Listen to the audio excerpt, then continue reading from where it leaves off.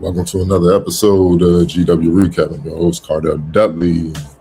And as you can see, George Washington behind that career night from Luke Hunger leads. They pull off a convincing win over George Mason to even their season series at 1-1.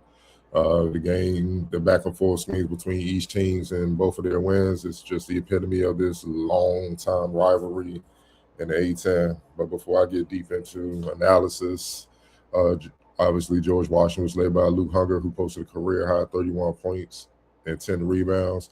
John Arangaran added another near triple double, 16 points, 10 rebounds, 6 assists. It's starting to become the norm for him. George Mason was led by Masai Troutman, who posted 15 points and 5 rebounds, and Jahari Long, who added 13 points, 4 assists, and 3 rebounds. What can I say? It was just a hell of a game. It was just one of those deals where it looked like it was going to be another back and forth affair to start the game, but it ended up being anything but that as the game went along. George Mason was kind of flat all night, and George Washington didn't have any mercy. Once they got a rhythm, they took it to them. The game started with GW jumping out to a 9-6 lead at the 15:36 mark from Luke Hunger. It started with him. He started the game with 4-4 from the field. He had it going. I know the game at Fairfax at George Mason, it was kind of the opposite with Riley Allenspot just kind of being the one that brought that type of production. But in this game, it was Luke Hunger who got the game started and led the way for GW to jump out to the 9-6 lead.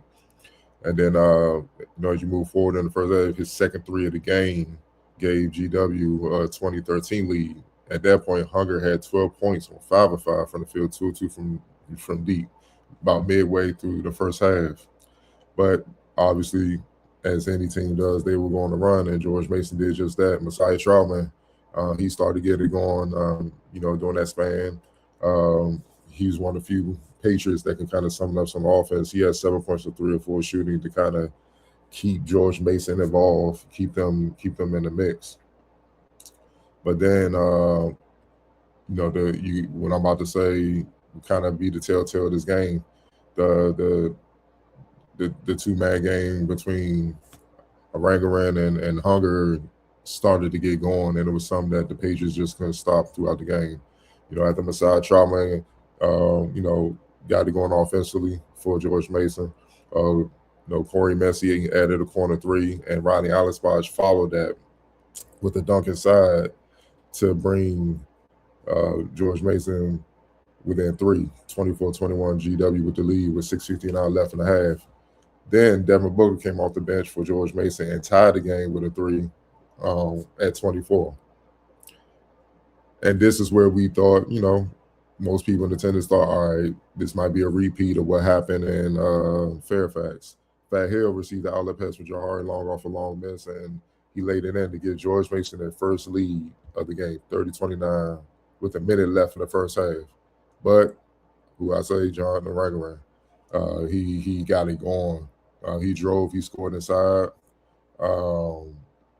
He scored inside, plus the harm on Emmanuel Kanga. He hit the free throw, which gave George Washington a 32-30 halftime lead. So, you kind of expected that. Again, being a rivalry game, kind of expected it to be close, which it was in the first half. But that breakdown at the end of the first half for George Mason would kind of be their undoing in the second half. At the half, Hunger had 14 points and 3 rebounds. Arangaran had already working on the triple-double, had 8 points, 6 rebounds, and 5 assists. So second half started. Masai Troutman tied the game right away at 33. After Hunger made went 1 or 2 from the line to start. Masai Troutman tied the game, and then Hunger answered right back with a 3 to make it 36-33 at the 18-10 mark. Then Christian Jones hit a deep three-pointer that was followed by a straight Autry steal and pass to Jones, who passed it back to Autry for the lane to give George Washington the biggest lead in the night at 8 at that point, 41-33, at the 16:30 mark, which capped off a 9-3 run for GW to start the second half.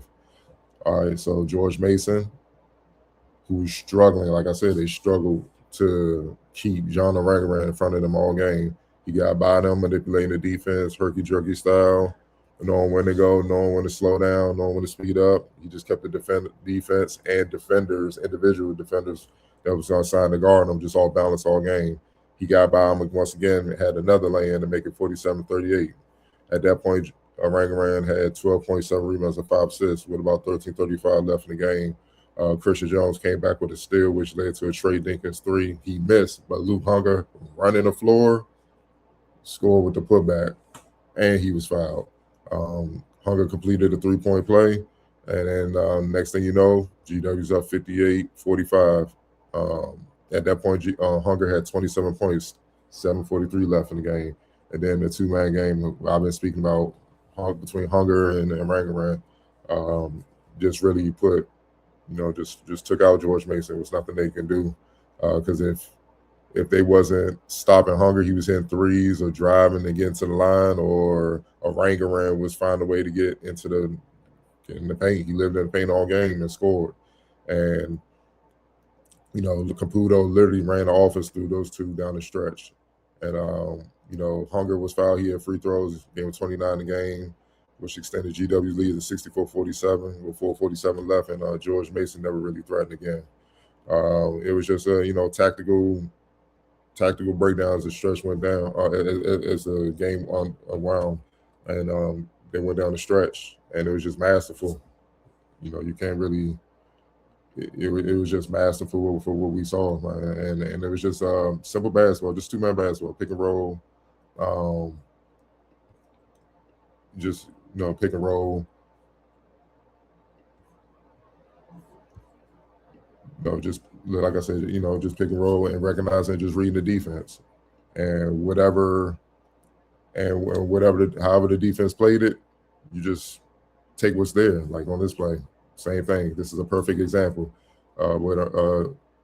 With Hunger having it going, look how much he just drew the defense. They got held up. Ranger had the foot speed on Kanga, a freshman, just took it to him, got fouled, and laid in it. This is just an example of what literally won them the game down the stretch, man, for GW. Also, some key points that led to GW winning. They out-rebounded George Mason 32-25. Second chance points was about even, 8-7 GW's way. Assists were even, 16-15. Neither team really turned the ball over. George Mason had 11. George Washington had 9.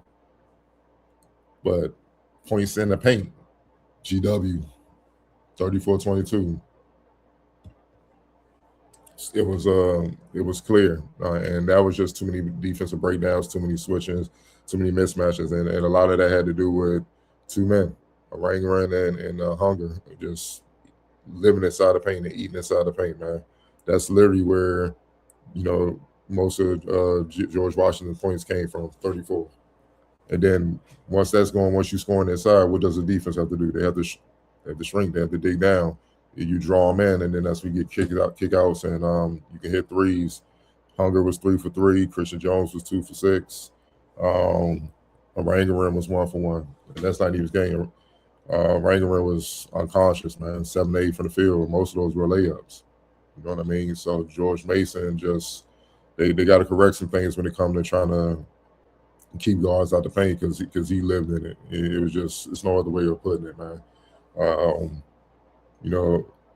Obviously, a big time win for George Washington needed it. They improved 15-11 on the season. The home stretch of the conference play. Then you got to go up the pit for the A-10, tournament or whatnot, and you need wins like this to try to get you going, especially over one of the best teams in the A-10 and George Mason. So, like, if you follow me, you know what I say about conference play, man. When conference play starts, you can pretty much throw the records out the window unless somebody just very, very like historically bad, where it doesn't matter. But for the most part, you can throw that out the window. Everybody knows everybody. All the coaches know each other. I call it the will part of the season. The team that has the biggest will and executes the best usually wins. And just like in Fairfax, George Mason was the tougher team. They had more will. They executed better. Tonight, it was George Washington. They did, and you could just tell by the score. They had more energy. They executed better. They imposed their will better on both ends. They won. They won the 50-50 balls. They had 9 steals to George Mason's 2. They outscored George Mason. I mean, GW outscored George Mason 40-23 in the second half on 52% from shooting from the field, 84% shooting from the line. They didn't give George Mason any chance to try to make a comeback. George Mason would have to get hot. Only chance they had was to get hot, hold on to one shot possessions and just get hot and make shots. And that just didn't come close to happening. So yeah. With that being said, like I said, George Washington improved to 15-11, and their next game they will hit the road to face 19-6 BCU this upcoming Tuesday at 8 p.m. Meanwhile, the Patriots, they second straight loss. They aim to get back on the winning track as they host 15-9 Dayton Wednesday, February 18th at 7 p.m. I will touch back with you guys later on another episode of GW Recap to further highlight what's been going on with George Washington as they try to mount a run, improve seeding, and ramp things up to get ready for the A10 tournament, man. So appreciate you guys for joining me. Talk to y'all guys soon.